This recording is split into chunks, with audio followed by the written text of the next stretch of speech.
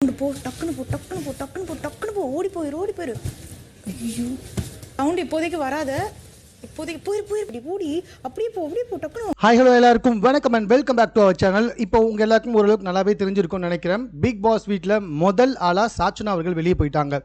வீடு 2 பெட்டு இருக்குது. ஸோ யாருக்கு எந்த பக்கம் இருக்கோ அந்த பொருட்கள்லாம் அவங்களுக்கே சொந்தம் அப்படின்ற மாதிரி ஆயிடுச்சு. எக்ஸாம்பிள் பார்த்தீங்கன்னா இப்போ ஜென்ஸ் பக்கம் பார்த்தீங்கன்னா கிச்சன் இருக்குது. ஸோ கிச்சனில் தான் சமைக்கணும் அப்படின்ற பட்சத்தில் யார் சமைக்கணும் அப்படின்றதே வந்துட்டு ஜென்ஸ் தான் சொல்லுவாங்களாம். வெஷல் வாஷ் பண்ணுறதுக்கும் வந்துட்டு லேடிஸை வந்துட்டு ப்ரிஃபர் பண்ணுவாங்களாம். அப்படி போயிட்டுருக்கு. அதே மாதிரி இந்த பக்கம் லேடிஸ்க்கு என்னெல்லாம் இருக்கோ அந்த ஜென்ஸ் யூஸ் பண்ணுறதுக்கு லேடிஸும் நிறைய கண்டிஷன்ஸ் வச்சுட்ருக்காங்க. இது எல்லாமே ரொம்ப தெளிவாக வந்துட்டு சொல்லலாம்னு சொல்லி பார்த்தேன். ஆனால் கிட்டத்தட்ட மீன் மார்க்கெட் மாதிரி சவன்ட்டு என்னென்னவோ பேசிகிட்டு இருக்காங்க. இதில் முத்துக்குமார் வந்துட்டு டிவிஷன் 1, 2ன்னு போயிட்டுருக்காரு. சரி, இதெல்லாம் தாண்டி அடுத்த கட்டத்துக்கு போயிட்டாங்க. ஒருத்தர் இன்னொரு பக்கத்தில் இருக்கிறத திருட ஆரம்பிச்சிட்டாங்க. ஸோ பெண்கள் ஆரம்பிச்சிருக்காங்க.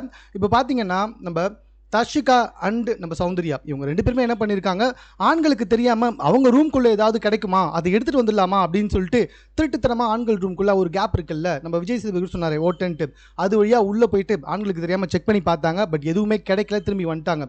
எனக்கு தெரிஞ்சு இவங்களுக்கு அதாவது பெண்களுக்கு தெரியாமல் அவங்களோட திங்ஸ் ஏதாவது எடுத்து வச்சுருக்காங்களா ஆண்கள், அதனால தான் வந்துட்டு பெண்கள் இந்த மாதிரி அத்துமீறாங்களான்னு தெரியல. ஆனால் பெண்கள் இப்போ ஆரம்பிச்சுட்டாங்க. ஸோ இதுக்கப்புறமா ஒருத்தர் இன்னொருத்தர்கிட்ட இருந்து வாங்கிறதுக்கும் கொடுக்கறதுக்கும் பயங்கரமான டாஸ்க்லாம் கொடுப்பாங்கன்றதுல டவுட்டே கிடையாது. ஸோ வெயிட் பண்ணி பார்க்கலாம். மேலும் இது போன்ற செய்திகளுடன் கூட தெரிந்து கொள்வதற்கு நம்ம சென்னை சேனலை சப்ஸ்கிரைப் பண்ணுங்கள். இது குறித்து உங்களுடைய கருத்துக்கள் எதுவாக இருந்தாலும் கமெண்ட்டில் நீங்கள் பதிவு செய்யலாம்.